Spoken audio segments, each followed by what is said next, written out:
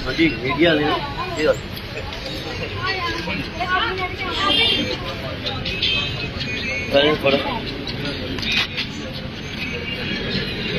क्या चक्कर है तुझे पता लगा तो फोन आया था किन्ने बजे कने के दसिया फोन उपर ये दसिया कि ठेकेदार के ये होया घर कोई झगड़ा झगड़ा कोई झगड़ा नहीं बस सवेरे का गया अच्छा सवेरे तैयारी हो गया शामी का नहीं है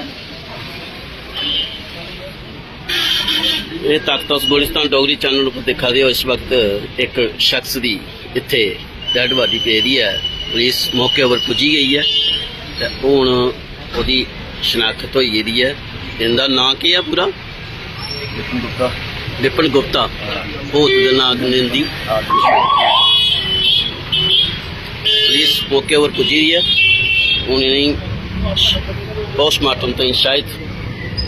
पुलिस थाने सर कुछ आखना चाहते तो कुछ आखना चाहते